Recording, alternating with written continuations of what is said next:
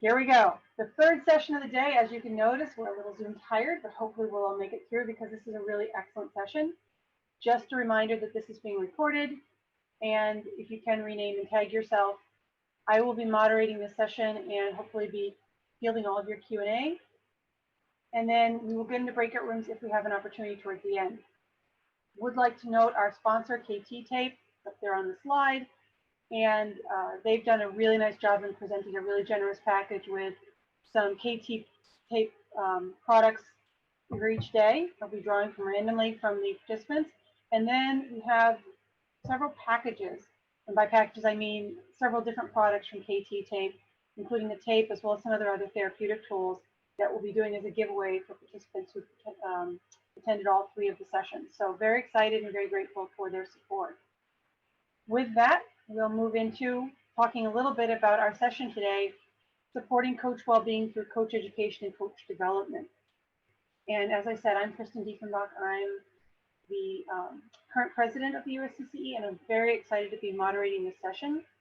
This is one of those sessions that came together really around something that I'm very passionate about. So I'm very, very excited to be bringing us the 3 presenters we have today. The first of which is Dr. Larry Lauer. He's a PhD in exercise and sports science, specializing in sports psychology from the University of North Carolina, Greensboro. He's the current mental skills specialist for the USTA Player Development Program and works with and heads the mental performance team working with their junior elite, college and pros, as well as their coaches across the 3 National Player Development Centers. Larry is also an ASK certified consultant listed in the United States Olympic and Paralympic Committee Sports Psych Registry. And it should be noted that in 2017-2020 season, he was named one of the 100 most influential sport educators in America. And he received in 2017 the Doc Councilman Science Award for tennis. So really excited to have Larry on board. We also have Dr. Fraser Carson, a senior lecturer at LUNEX University, the International University of Health, Exercise and Sport in Luxembourg. 15 years delivering coach education and psychological skills training. Currently provides psychological services for a number of professional athletes across a range of sports. And he can tell you a little bit more about those. Quite a mouthful of teams he's worked with throughout his years, and has a very strong research background in the area of mental toughness, well-being, stress and coping, and coach education, with if you haven't read his recent work, a really nice emphasis on mental health and well-being in the sport workforce. And rounding out our panel today will be Dr. Brendan Cropley from the University of South Wales, faculty in the Life Science Education and professor of sport coaching in the School of Health, Sport, and Professional Practice. Has made quite a contribution to sport and exercise science, particularly in the area of sports psychology and sport coach education, consulting with a wide range of athletes, coaches, and national governing bodies, as well as having a very strong research profile in this area of sports science and coaches. These contributions led to him being named as a fellow in 2014 with the British Association of Sport and Exercise Sciences, BASIS, and became a chartered scientist in 2014. So with that, I will kick us off to Larry, noting that we have quite an amazing panel and looking forward to hearing from everyone. Larry, the floor is yours. All right, thank you everyone. Hope you're well and you can hear me well. So I want to talk a little bit about what we're doing in player development, USTA. Kristen mentioned these 2 ideas of supporting coach well-being and then developing them in their position so that they can be well. And so I think what we try to focus on, I'm going to first speak generally, is putting the coach in a team environment. The coach is not in this alone. They don't have to have all the answers. They don't have to figure it all out on their own. And so we use a performance team model that was probably begged, borrowed, and stealed from USOC, now USOPC.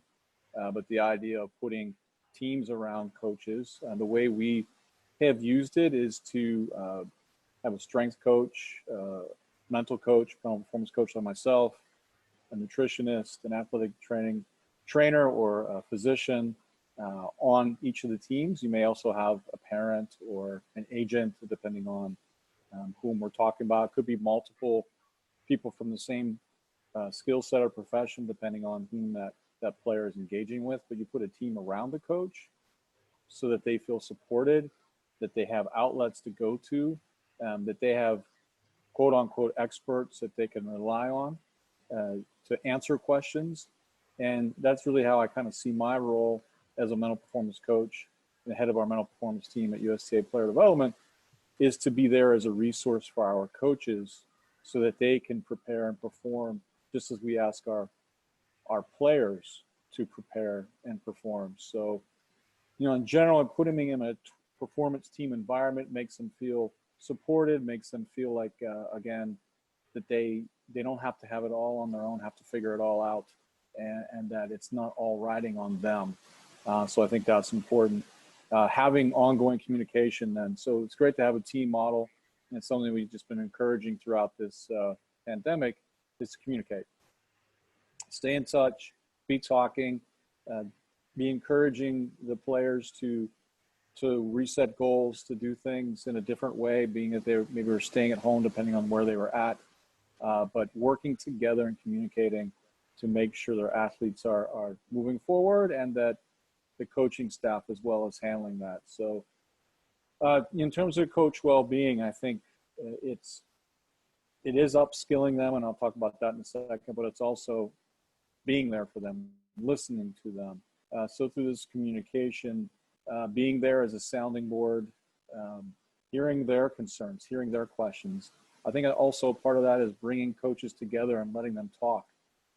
Instead of us as a performance team, as I would call it, the specialists running the show all the time, is giving the coaches, or having the coaches take the floor and talk about different issues, including the mental, the psychology of performance and well-being, and how letting them talk about some of the issues and some of the solutions that they're seeing. It gets very creative and very practical very quickly, which I quite enjoy when we engage the coaches. So giving them involvement in that, leadership, I think it's important for the coaches to demonstrate their knowledge, but to also to be able to adjust where they need to make adjustments by working out with their fellow coaches or working out with their performance staff. So this performance team model is very important, I think, for collaboration, communication, and helping the coaches feel supported. I think one of the biggest things that we've done too is to focus more on character and process. We started our Compete Like a Champion mission, such as a competitive character mission, how we want to act each day versus winning. And this has helped not only our players feel less anxiety to perform for player development, but also our coaches realizing it's a process of development, and it's not riding on one tournament or just on results, but the way we're going about things is very important, because that always precedes the outcome, and that is the process. So I think in these ways, and then evaluating our coaches based on those things, not just evaluating the coaches based on wins and losses of the players that they work with or how they're developing, but also the way that they're doing things, how they're communicating, the programming they're putting the players through, how they teach on court. There's so many different things that we can look at that get at what actually makes a coach good, and helping them feel valued for that, and that they're contributing by doing what they do best, and that is coaching. So I think those things are very important. During this pandemic, it's been very important to use the time as an opportunity and not look at it as lost time or just a complete disaster. Obviously, it's tragic, and there's a lot of heavy things going on right now, but using what we can as an opportunity to grow and move forward, to show resilience in a time of adversity. Certainly was a message that our mentor, master coach, Jose Higueras, was telling us from day one, is use this as an opportunity to grow and get better so that we're better prepared when we're back to playing tennis, which hopefully will be on August 1st. So doing things like having the coaches engaging in projects. For example, they all created montages based on a particular shot or pattern of shots or movement, or even on the mental side, per se, between point routines, where they showed video of different pros engaging in these things.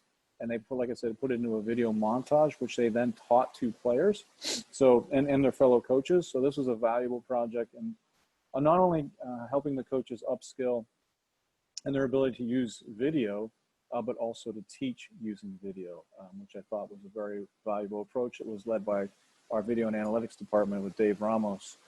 I think we've tried to put them in leadership positions where they present to our section staff, which is going to be going on, or on different webinars that we're holding. And then beyond that is just working with them. So I personally have been heading up mental skills training sessions that we're having for coaches throughout the pandemic, where we get online, we talk about different things together, go in depth, have conversations. We actually teach them the skills we're teaching the players so that they feel comfortable, not only holding the players accountable for, but actually taking them through mindfulness or diaphragmatic breathing or some form of visualization. So we definitely are trying to engage our coaches so they feel like they're contributing during this time and they're making a difference. You know, everything from inviting them to our individual sessions to having them watch matches online with the players, with members of the performance team, talking about different areas of performance. So I think there's a lot of ways that we can support coaches during this time, but I believe that showing them how they contribute and challenging them is very important. Coaches want to be challenged, most coaches, and they want to get better, and they want to be able to then transfer that to the athletes that they work with. We have to do that in the context of also understanding the pressures they may have at home if they have children who are now homeschooling instead of going to school, and just having to work from home now when they're on the road 20 to 25 weeks during the year. So there's a number of things, but I find that often through communication, by listening, asking the right questions, that we can usually get at a place where people feel supported and they feel like they're contributing. Well, thank you very much. And with that, let's go ahead and move along to Fraser, Dr. Fraser Carson, and let him tell us a little bit about how he works with coaches and their well-being. Thanks, Kristen.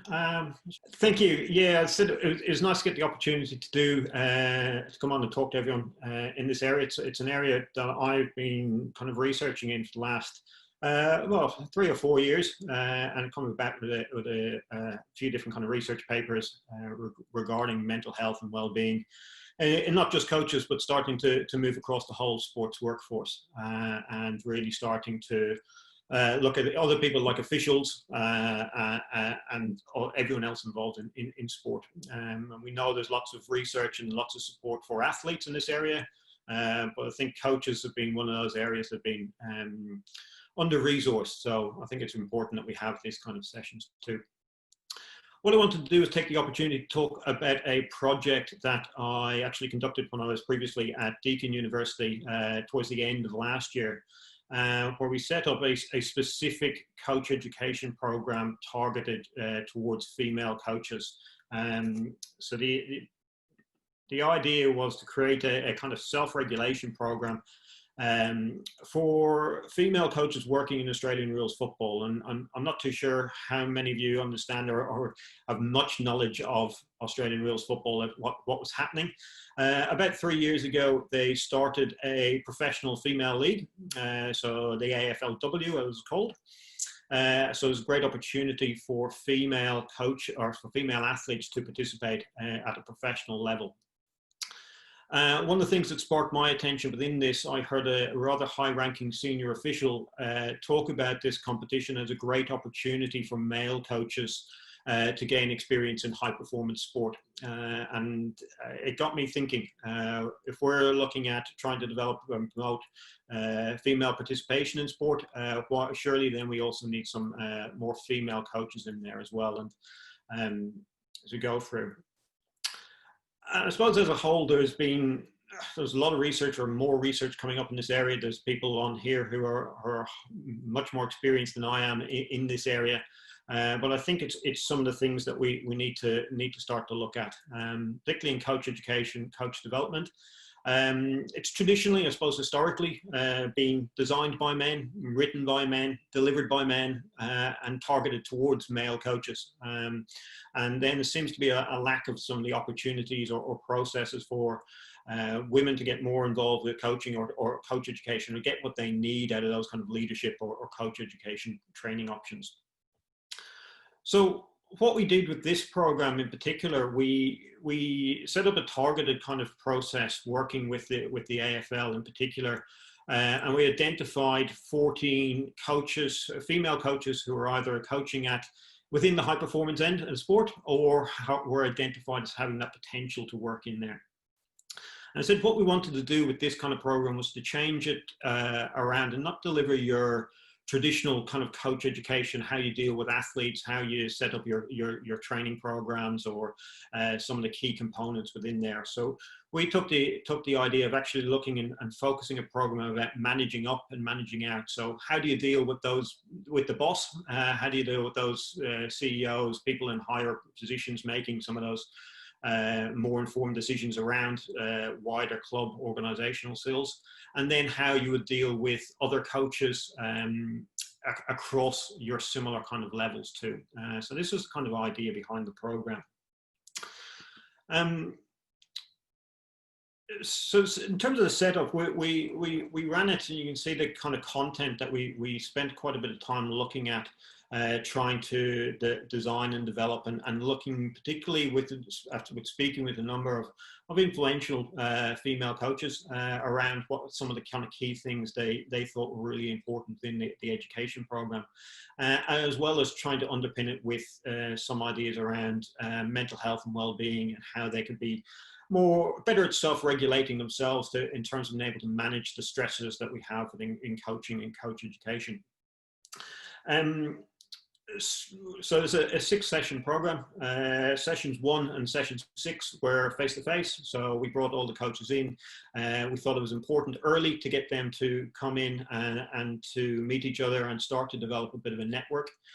So a community of practice, so they can work together, break down some of those kind of barriers, break down some of those, I suppose, traditional kind of ideas of an unwillingness to share, and as I said, really kind of form some strong bonds between women in similar positions, but facing similar challenges in terms of the roles that they were looking at. Sessions 2 to 5, we delivered them online, and I'll talk about some of the benefits around doing that. And I think, as has been touched on across today within all of these sessions, is using now online forums like this as really good opportunities for coach education. And I think it was one of the kind of key things that started to come out, particularly within this program, as a real benefit for us.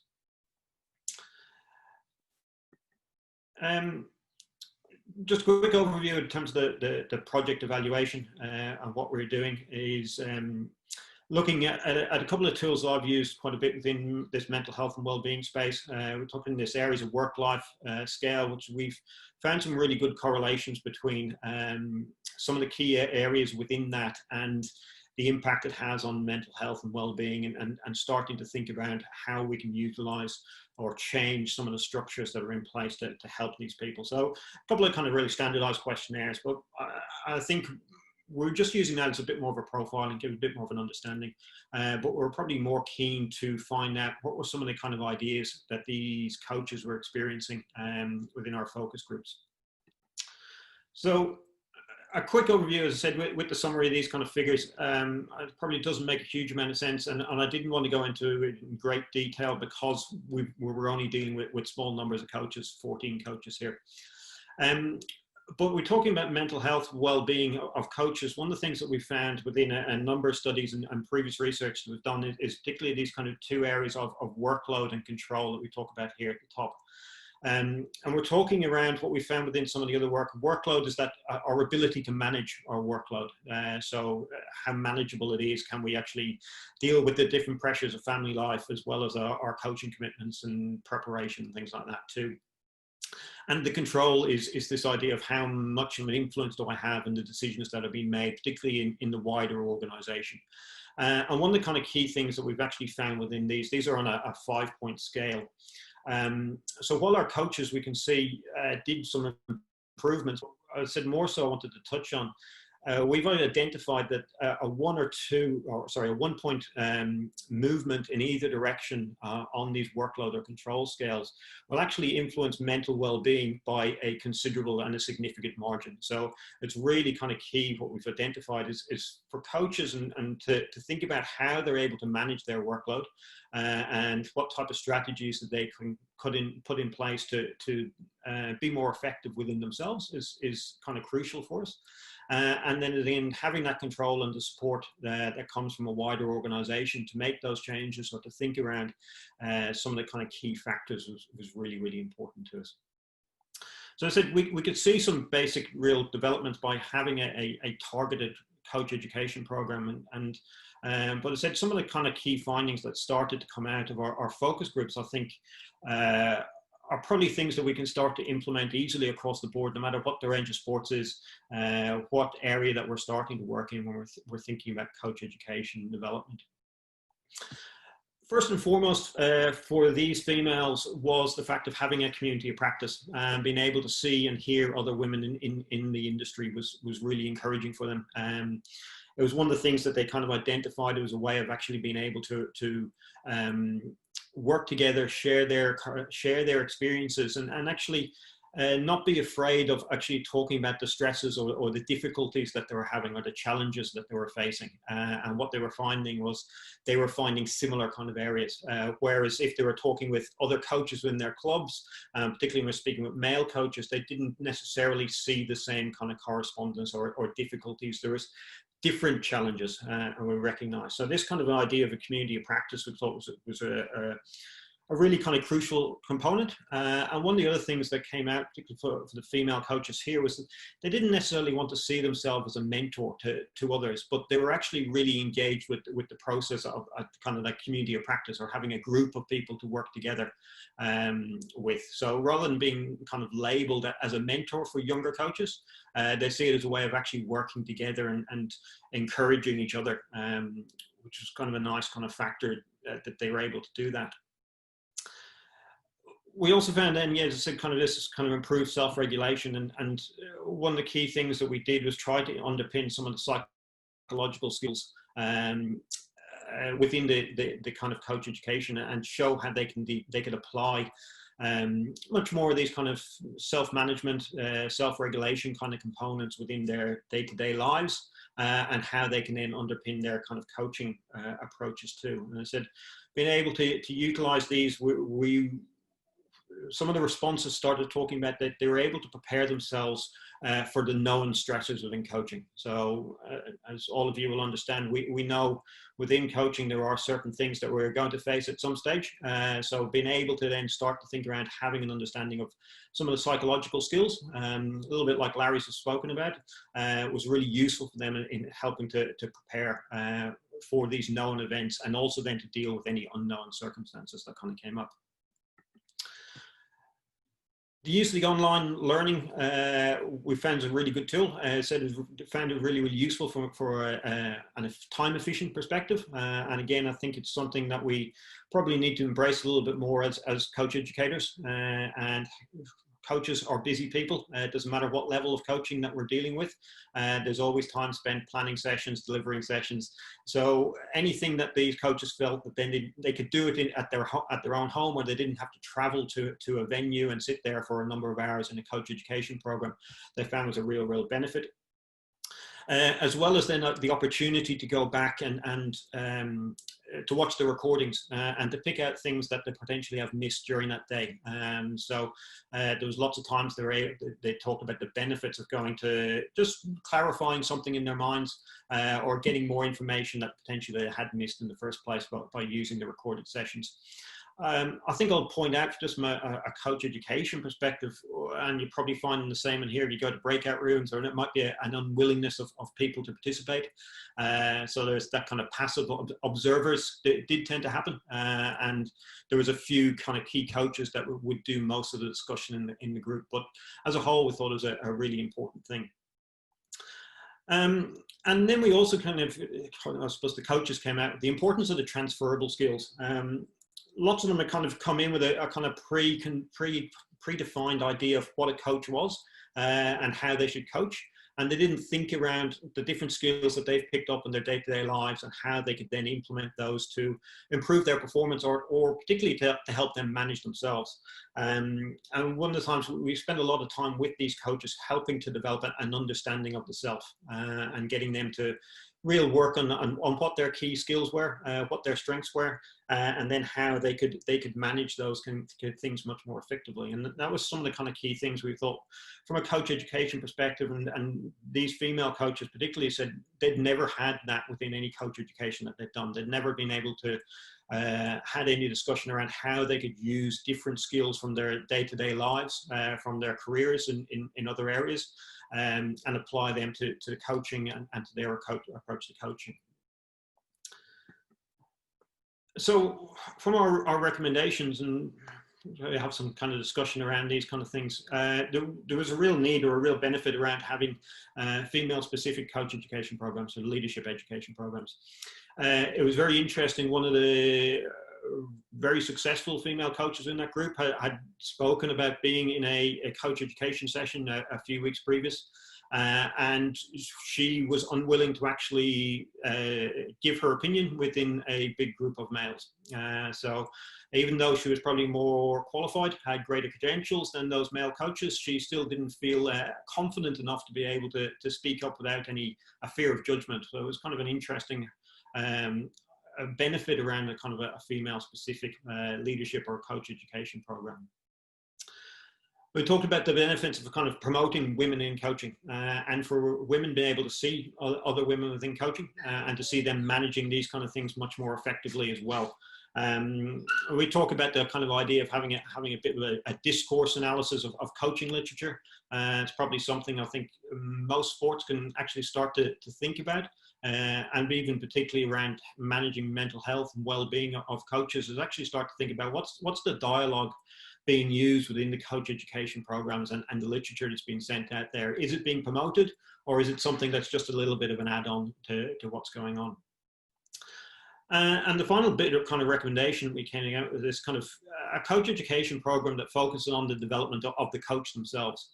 So trying to get coaches to become more self-aware, so where they work best, how they work most effectively, and in so doing, it allows them to manage with the stresses of coaching and dealing with the many challenges that come up in this kind of really unique workspace. And particularly if we think about high-performance coaching, it's a really unique area of work. There's not many people that will go to work and have themselves criticized and checked in every day in media publications, spectators, everyone else was able to do a better job than them. So there's a number of these kind of stresses and strains that come out which aren't relevant or aren't the same within other industries. So starting to think around developing a coach education program that actually encourages coaches to become more self-aware, we thought was one of the real key factors within here. So I said it's just a brief overview of kind of what we did, and hopefully I just thought it was kind of few key things, a few interesting things that kind of came out. I'm quite happy to discuss some of the kind of ideas further as we go through our question and answering session. Fantastic, thank you very much. And we're gonna, like I said, we're gonna hold those questions and we'll shift over and we'll go to Dr. Brendan Cropley, and then we will entertain some questions as a group. Floor is all yours. I'm going to start by saying a huge thank you to USCCE and to Kristen for inviting me to talk to you today about something that has been at the forefront really of my research and practice as a coach educator and as a practitioner in the field for probably about the last 3 or 4 years, very similar to Fraser.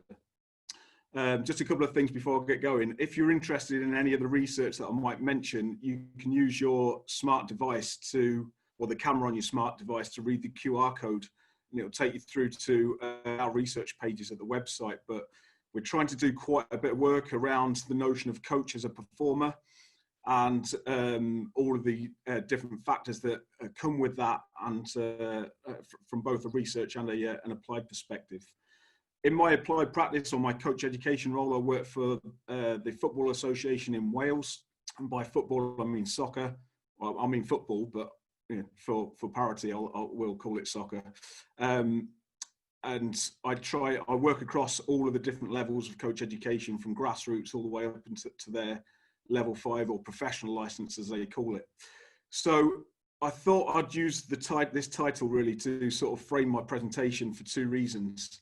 The first is, as people mentioned in the previous sessions, and both Fraser and Larry have talked about already, the nature of coaching really at all levels is probably characterized by complexity, ambiguity, high demands, insecurity, micro-political environments that need to be navigated.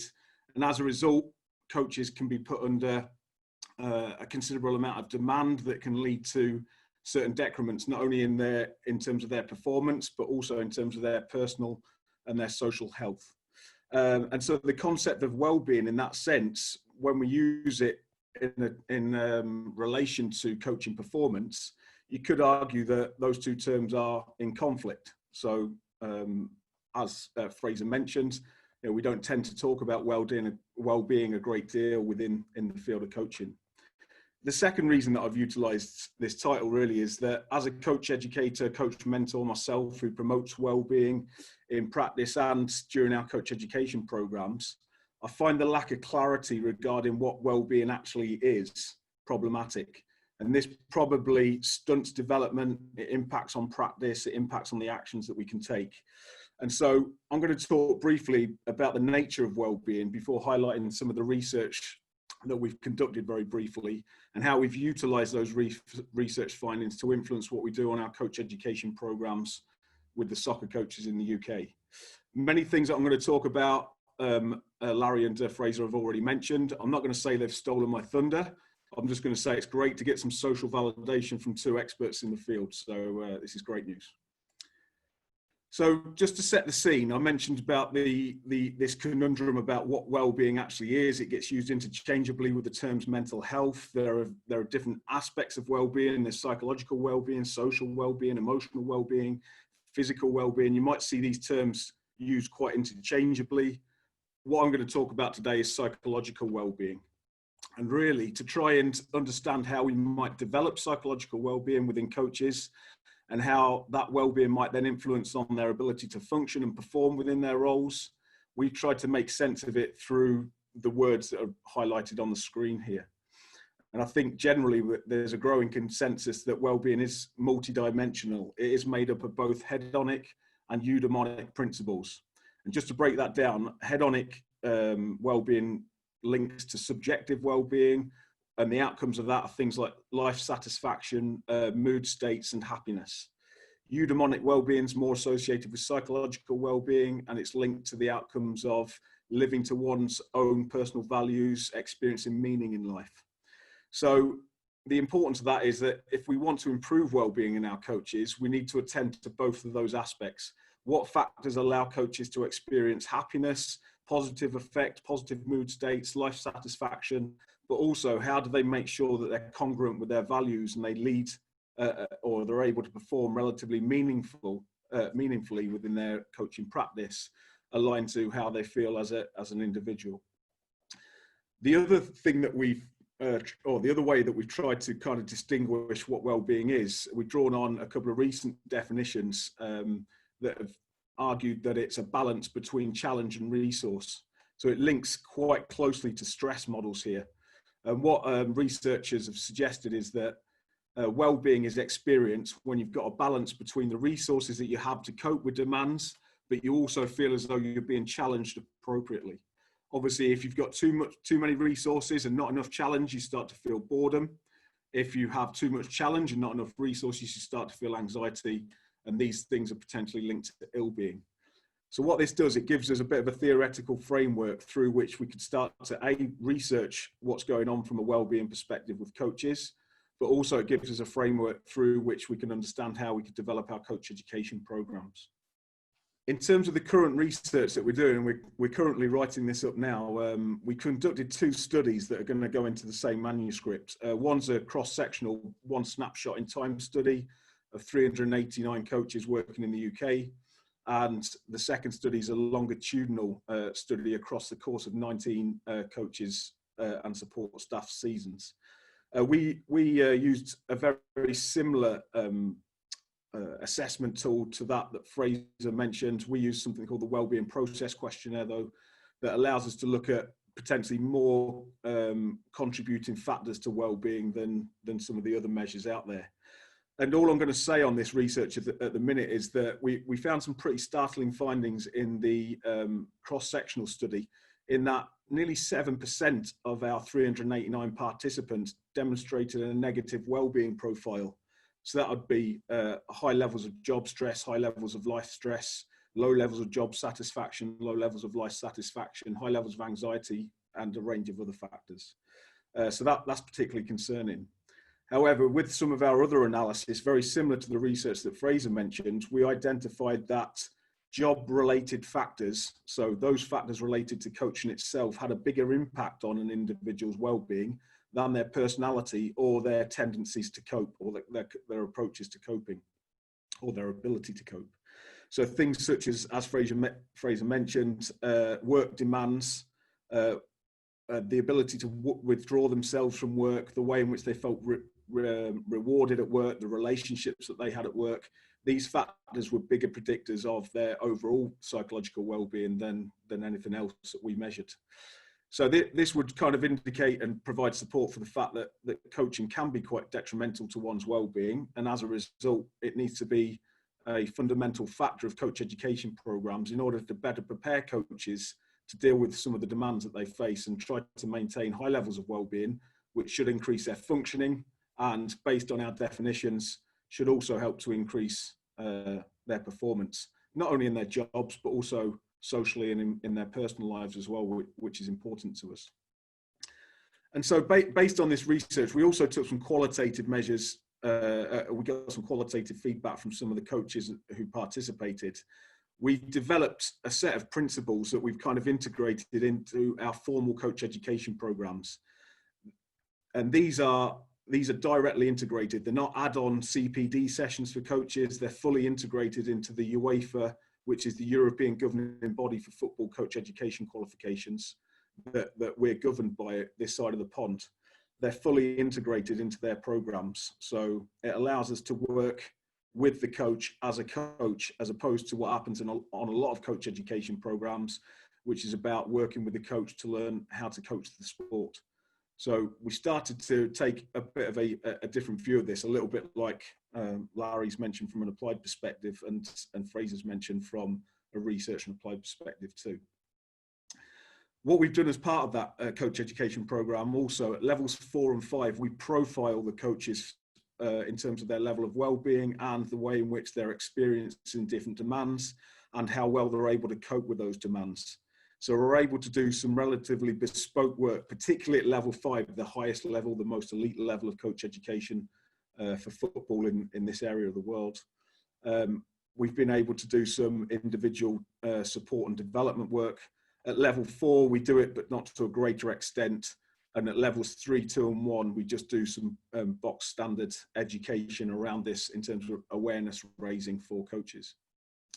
So in terms of the principles that we talk about, they are very similar to some of the things that have been mentioned already. But the first couple of principles are based around this notion of maximizing potential. And we talk to coaches about their ability to manage themselves and to prioritize appropriately. And some of these link really, really well with the demands that coaches are facing during this current pandemic and the lockdown. So we talk about how they develop routines, but we ensure that they're flexible routines to be able to deal with some of the ambiguity that's associated with their roles. And we talk about what actions they can engage in that's going to give them the biggest bang for their buck, what's going to lead to the biggest performance increments for themselves, for their team, what's going to allow them to get rid of all of the waste that they do on a daily basis that doesn't really need to be done because they're not really getting a great deal out of it, but they tend to do it because they feel comfortable in doing it and they feel as though it's an important part of the process, even though it's adding nothing to their particular coaching programs. The second thing is we tried to get our coaches to get a little bit of a mindset change, to move away from really focusing in on learning from failures, learning from negatives, learning from those things that didn't go so well, which tends to be a particular trait of a lot of coaches in this area of the world. I know that's a sweeping generalization, but it's not far off the truth. We try to get them to celebrate their successes more. And what we mean by that is not just about the wins that they get from a performance perspective. we're talking about the little conversations that they have, the development of relationships that they have with their players, their ability to build multidisciplinary teams and work with those multidisciplinary teams effectively. We're talking about making sure that the flexible routines that they've developed are achieved. So we try to build more of a positive approach to learning from experience and positive action, so that they're able then to reframe those failures as challenges, which again, something that Larry and Fraser spoke about. And really, this is our mantra, I suppose, on coach education. And it's very difficult because we end up having some very heated discussions around what we might best focus on to get the biggest performance increments from a coaching perspective. But this is where we start. We start by the idea that we're best served by identifying our strengths and creating opportunities to use these. For me, it's such a powerful message and something we potentially don't do a great deal as coaches. We don't tend to reflect on these things. And it's certainly a frame or a canvas against which we ask our coaches to reflect to see how well they're able to do that. The second point, just very quickly, is around continuous improvement. And again, it links to Larry's point he made about the notion of growth and setting up programs for the coaches. I think Larry mentioned the coaches put montages together as a particular task. We talk about very similar things. Keep learning about the business of the sport. Keep learning about the context in which you're working in. Most importantly, keep learning about yourself. And it links back to the previous set of sessions about that notion of self-reflection. That it doesn't just stop when you're a student of the game. Self-reflection or systematic self-reflection has to continue in order for you to make sense of yourself, develop that self-awareness that allows you to remove those unintentional biases and blindness. And that notion of keeping learning links to the notion of growth, I suppose. And we also talk associated with this about goal-driven behaviors. We talk about the importance of goal achievement and action planning rather than just simply setting SMART goals. A lot of our coaches get bogged down by that. They think that if they've got a SMART goal, then they're on the right track. But actually, they've got no clue about how they're going to achieve that goal or what they need to do to get to the end point. And so we try and change the focus there a little bit and link those goal-driven behaviors to their values, which hopefully then links into that development of eudaimonic factors associated with well-being. And I suppose our mantra here is about this. Better never stops, but it's certainly halted by a failure to understand ourselves. So again, we're trying to take emphasis away slightly from the traditional approaches to coach education to place the coach and themselves right at the center. And finally, we talk about collaboration, very, very similar to the points that the two gentlemen made before me. And I suppose it's really nice that we're talking about very similar things. And we talk to the coaches about being around the right people. Again, we ask them to use this as a frame for their reflections. Are you around the right people, or are you just around the people that you've always been around? Are you around energy givers? Are you around energy sappers? Are you around people who you're able to receive social support from, but also give social support to? And we talk about that person-to-person fit. And second, we talk about accessing expertise. And it was really interesting to hear about the development of multidisciplinary teams that Larry mentioned at the start. That obviously the more staff you get, it can cause some micro-political issues. But if you access the right expertise and you utilize those as support and a resource for the coach, then it can help them to deal with a number of the demands that they experience.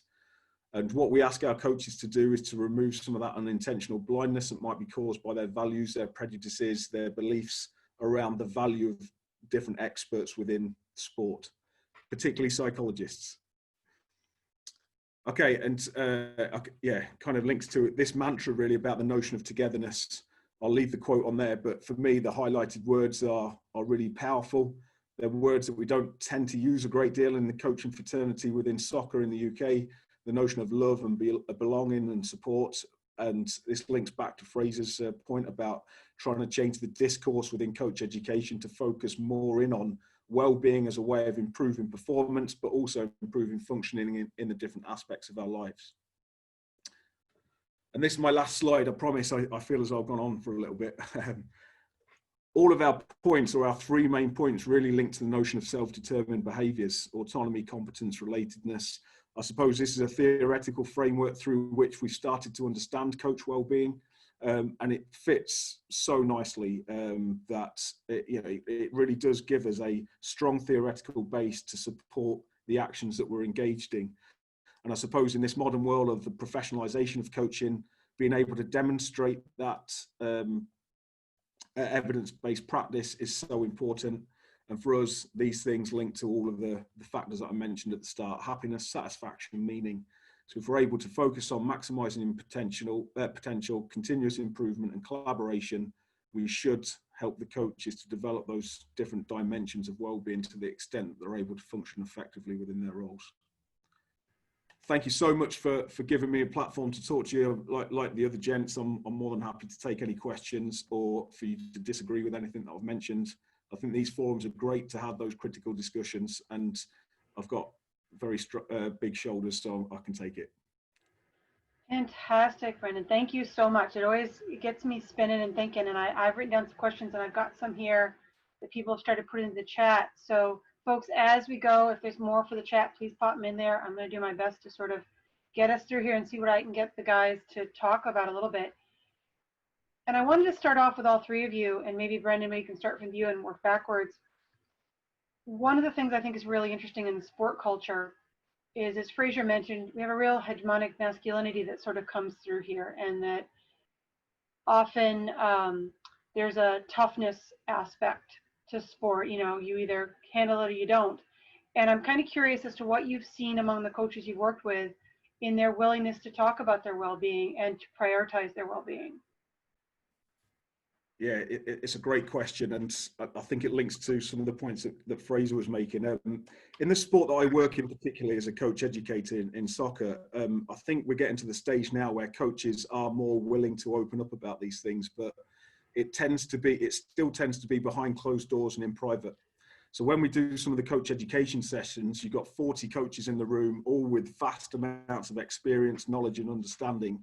And you'll deliver some of the stuff, and you're asking for people to chat or to offer some examples, and nobody really says anything. And then as soon as the session ends, you're inundated with the coaches coming up to you wanting to chat about them. So I suppose the fora in which we provide coaches the opportunity to talk about these things need to really be considered. And certainly talking about some of their issues in front of 39 other strangers in a room might not be the best way to do that. What we tried to do through some of the individual support that we offer to coaches is to try and break some of those barriers down. And like Fraser said, and like I mentioned, we try and change the discourse in and around this notion of masculinity, safety, toughness, and what it means. And certainly we talk about those traditional views of mental toughness being that you can operate on an hour's worth of sleep with no food, and you don't really have to engage in any ongoing learning or anything like that. You can just tough it out. We try and really contest and challenge those views. And I think coaches are starting to come around, although it's still a very slow process. Fraser, I'd love to hear your thoughts on this as well.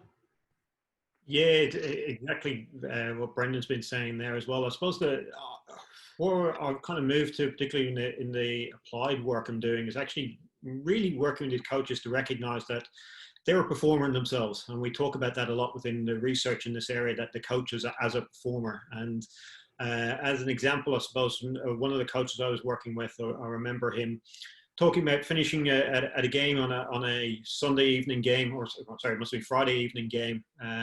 They'd finished about 10:30 at night.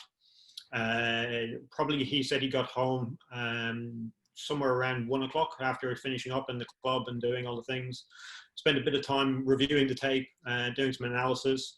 He said he got to bed at the earliest he got to bed was 4 o'clock, and he was back in the club at 7 a.m. in the morning to do a full review of that game. So I was saying, you've had a maximum of 2 hours sleep. And I said, there's no way you would let any of your athletes go and play and perform on 2 hours sleep. So why are you doing this in yourself? So I think it's starting to change that kind of process around how coaches see themselves, and the importance is that they need to start to look after themselves. And then I suppose on top of that, it's getting the organizations that they work for or work within to help support those kind of ideas too. Awesome. Larry, tennis is a little bit of a different animal than some of the team sports. Tell me a little bit about how you see that within tennis. Well, I think in tennis, it becomes very personal very quickly because you feel a very close connection with the player you're working with, a one-on-one connection, like many of the other individual sports. And so you feel responsible in many ways for what's happening. So you have to be careful with that and overdoing it. I agree with everything that the other two gentlemen said. I think there's still a pride that coaches have in being givers and doing it to an extreme, to even at the expense of their own benefit. Because within coaching realms, that can be seen as a positive, right? Like I stayed up 20 hours and did this. Well, that guy works harder than anybody else, and that's value versus working smarter, working healthy. So I do see that typically, you know, I feel like, I mean, I can speak to the people that I'm around. I think they've done a good job of adopting, I think, some healthy standards. One of the policies we put in place is we put a limit on the number of weeks that coaches can travel to try to make sure they were coming home, giving them other responsibilities like doing training camps in their home facility, so they're not always on the road and being away from family. You know, we've talked about, you know, we've seen that, like, for example, the millennial generation, they use less than half of their vacation days. So really encouraging our coaches to use their vacation, that it's not a sign of strength to be left with all of your vacation days at the end of the year, even though some will talk about it in that way. So we've tried to break that down a bit, have those conversations. And just as these guys are saying, you know, you're a performer, and you know, how do you feel on days where you don't get enough sleep, where you're not able to really hydrate or eat the way you need to and exercise? So I think we're doing pretty well, but the challenge is always, I think, when there's more adversity and then people fall back on more is better. Well, actually, you just raised something, and Fraser, you did as well, and I'd love to hear you guys address this a little more. There's an organizational culture issue. So even when I'm working with coaches and they buy in, the system is still the expectation. We joked about it, you know, in one of the universities I worked in, that, you know, the pull-out couch was still hidden in the back of the room because the expectation was you were there all night. And so what have you done to help address the larger sports system in which they have to align those values? And I'll leave it open to any three of you who want to jump in. I think one of the things that I found, and there's a big culture thing in there, and I think the other thing that we miss within here is the assistant coaches. So I don't want to leave the office before the head coach does, and getting that kind of mentality around it. So for me, it is trying to work with all coaches to actually understand how they actually perform at their best, and what are some of those kind of things, and each of them potentially work differently, and some work best in the morning, some work best in the evening. So it's actually trying to work out when you're working best and not kind of starting to judge some of the others too. I think that's, for me, one of the kind of key things is if you understand yourself a little bit better, and then we can develop a culture within an organization that supports you working at your potential, your peak, is probably the best way from my point of view. That's a good point, Fraser. And I think it's getting them to recognize how they are performing and how they feel, and not just in their job, but how are things at home when they're doing things in a certain way. And is that really driving them, or is this something that's not sustainable? And having that conversation, because you can do anything for a couple of weeks, probably. It might not be healthy, but you can pull it off, but you can't sustain it long term. And that's the key in all of these sports, that success is going to be, you're going to be measured, yes, immediately, but also the long term. Because if you can win right away, but you can't win over time, or you can't develop athletes over time, you're not going to have a job. So the ability to be able to take care of yourself and be self-aware about what makes you successful in your job and in life at home is massive. Otherwise, you're going to flame out. I really believe that, and we've seen it, all the way back in time, like Dick Vermeil talking about burning out. So it's one of those fallacies that still lives in coaching, but I think this whole discussion around mental health is bringing it to the surface, and coaches are more open to at least discussing it.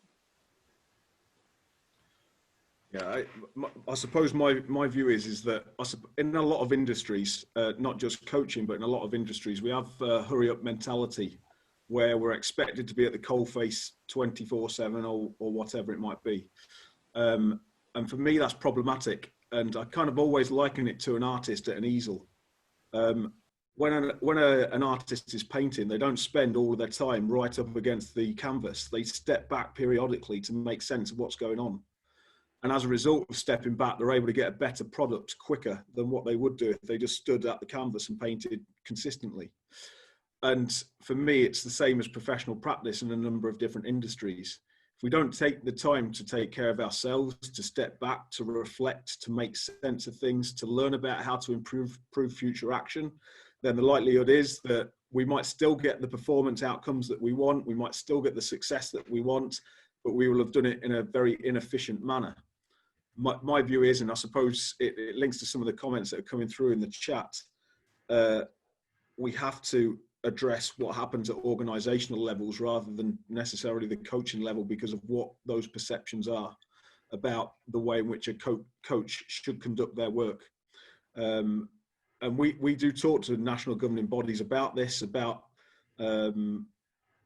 integrating time for reflection, integrating time for self-care into coaching practice, so that if it is a 70, 80-hour week, at least 10 of those hours are set aside for stuff that's going to make the coaches more efficient, more effective, and to function better. Because as Larry said, the more of this you do, the less able you are to function effectively. And as a director, it's going to have a huge impact on the organization, but also a huge impact on the individual, personally and professionally, because at the elite end of sport, we know that as soon as you stop functioning, the likelihood of you keeping your job for much longer is it decreases. And even at the lower ends of the performance continuum, these issues arise. So we have to continue to have these conversations and change the discourse that we have around these factors, from both an individual level and a team level, but also an organizational level, certainly. I'm stealing that. I really like that analogy of the painting and stepping back. I think that creates a really accurate picture for coaches. I was wondering if you guys could speak a little bit to, Larry, you mentioned the word upskilling. And I don't think that's a word, but I like that word, of the idea of upskilling people. And if you were to provide advice to people who are developing coaching education programs or coach development programs, what would be, I've heard reflection a lot, what would be the skills that you would really encourage early and often in coaching education programs for novice coaches? Ooh, wow, I feel like you put me on the spot, Katie. Of course I didn't. Yeah. Upskilling, I have no idea if it's a word, but I've heard it, so I wanted to seem smart. Obviously, it didn't come across, so maybe it did. Well, I think, yes, reflection. One of the things that I was reflecting on was this idea of, we prepare to perform and learn, we execute, and then we reflect on that performance, and we evaluate, and then we prepare to go again. And this is a simple cycle that we teach all of our athletes to go through, because it's really about learning and growth. That's the most important thing. It's the same thing we explain to our coaches. So from that standpoint, to answer your question, the best I can say now is I would, and we do spend time on this, I would want them to understand really how to communicate, to ask questions, to listen, to reflect, to analyze beyond the simple, but look at all the different domains of what could be going on. If they're looking to solve an issue or a concern, or they're planning. So going through the stages of planning and then executing, looking for teachable moments and really intervening, and then reflecting, to me, all the skills that come into that are so important. And those might be the hard skills, as I think Steve was talking about earlier, not the soft skills, but the hard skills. That maybe that's where it ought to begin, because I think young coaches get so caught up in running a good drill or managing behavior, they lose the human element in all of this. So to me, those are extremely important. And then beyond that, the more you can understand what's going on within yourself and within your athletes and the way you're thinking, and the way you're perceiving things, I think is extremely important. I think too often it's just put your nose down, just fight through it, versus why am I seeing what I'm seeing? Well, there might be a fundamental flaw in the way that, or fallacy or a distortion in the way you're thinking. And if we can access that, we can actually change behavior more permanently than just banging our head against the wall. So. Brendan or Fraser, do you have anything you want to sort of tag on to that? No, I'd written down as you're writing the question, reflection. I think Larry's hit the nail on the head square, and he's sunk the nail well into the woods. For me, it's so important because if you help to develop those skills that enable critical reflection leads to self-awareness. Self-awareness leads to a range of other things. I see one of the comments in the chat here about emotional intelligence leads to emotional intelligence. It leads to a range of those factors that will probably have the biggest impact on a coach's ability to work with an individual, work with a human being. So yeah, that's me. I'm not going to say anymore. I think it's so important. Awesome. Yeah, for me, I'd agree with that. I think the other thing that I suppose from a coach education perspective, a lot of sports are set up their coach education programs of how to play a sport and not necessarily how to coach or how to manage the coaching environment. So I'd like to see a bit of a sustained change in these kind of education being put into some of these kind of programs, actually having the discussions, or even for the very novice coaches, or how do you manage the environment best? How do you manage yourself best? And encouraging it, as both of them have mentioned, this kind of idea of reflective practice. And rather than you set up your drills like this, and you set up your activities in these ways, actually having a really good, solid platform for engaging in reflection and well-being, understanding of well-being very early in the process too. I think it's something we could start to look at in Coach Ed. Great, and I think that what you guys are all sort of speaking around, this idea of, metacognition and the skills of critical thinking and reflection, have been a nice theme throughout the day today, with our first session on coach developers and the work they're doing, the academic and NGB-based programs, and then more specifically on the coach well-being and how critical those pieces are for the work that coaches are doing. And I love the idea that it then ties into not just their performance, but their well-being. To take it a step further and to push a little bit, we have a really nice question from Walter. We've been talking about these skills from a performing at your best, being a performing other in a traditional environment, and now we know we're faced with some extraordinary challenges that come with COVID-19. From a coach well-being perspective, what are you all seeing in your work to best support coaches in this extreme stress? All a little bit hesitant there. I think it's because it's such a difficult area.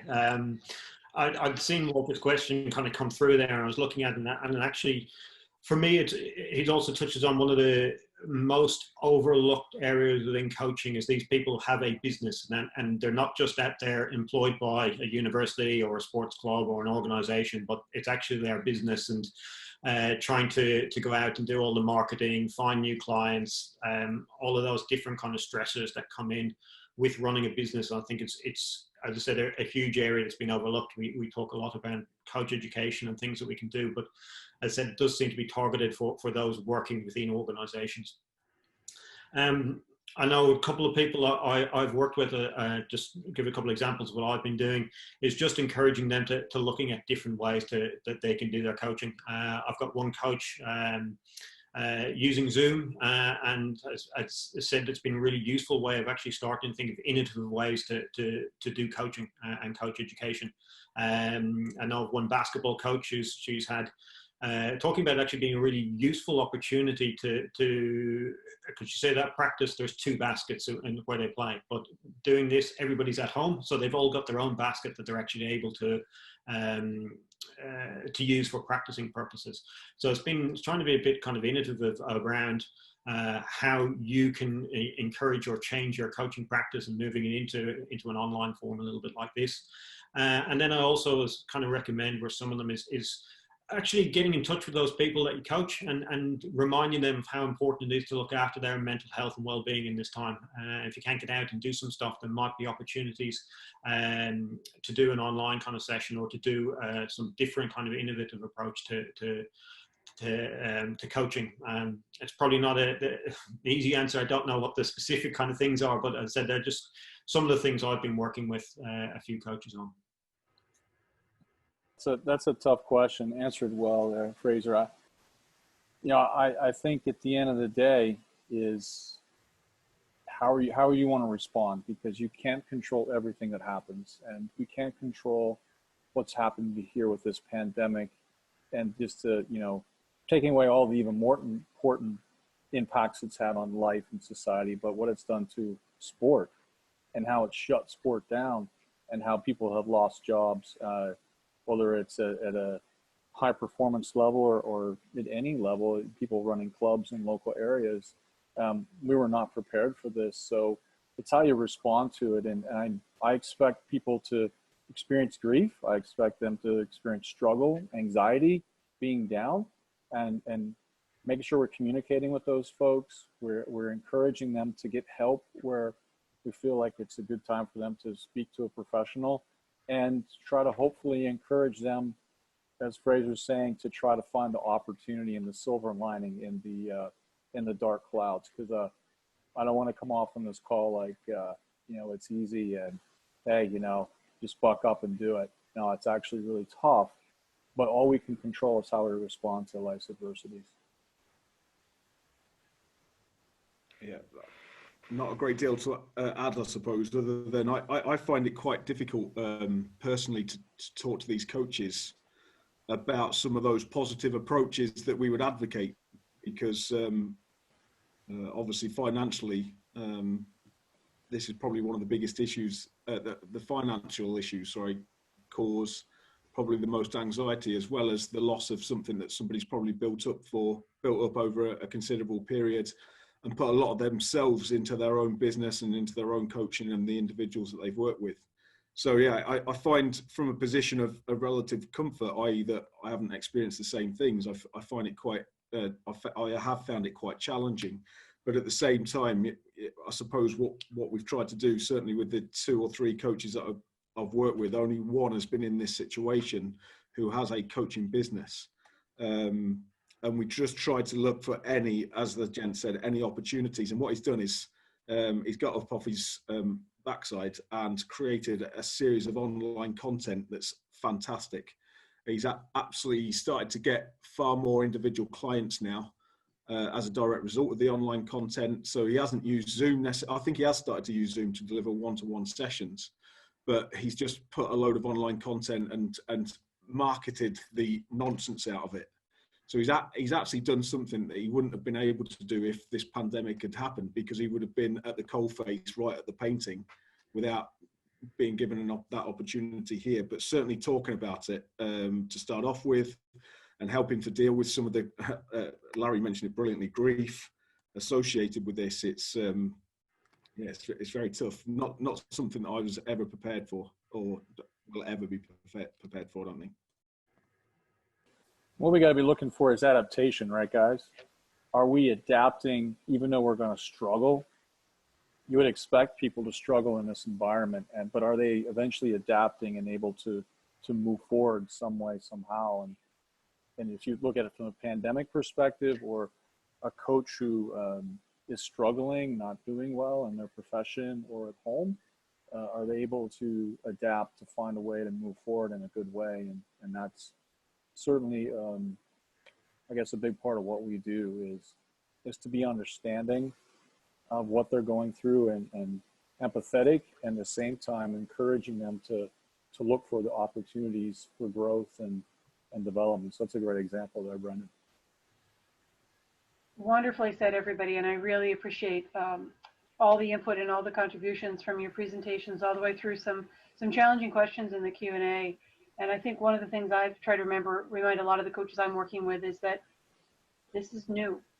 We haven't seen this before. This is a really different paradigm, and so time. We need time, and allowing themselves that time to really move forward. And so I really appreciate everyone taking their time especially now, to be a part of this whole program. And like I said before, I think we've had a nice threading from the start to the end of sessions today to really look at the role of the coach developer, some of the ways that we prepare them in different settings, and then really talking more specifically about the coaches and something they need unique in that environment. So I want to make sure I thank Larry, Brendan, and Fraser for your contributions. Really great information and great insights. Thank you so much. And as we round out our session 3 of day 1 of the virtual summit, I want to make sure I thank everyone who was our facilitators today. We had Cam this morning, then Lori.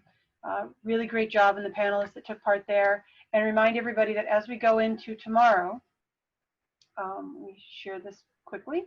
As we go into tomorrow, we will continue day 2 starting at 11 a.m. Eastern time. And be sure to use the Zoom link for Tuesday. The links are different, and we will be going into tomorrow. We have our sessions on exploring the intersection with ADM and coaching education at 11, evolving systems and implementing change in complex environments at 12:30, and then at 2 o'clock we'll be rounding out with how COVID might change coaching education and coach development.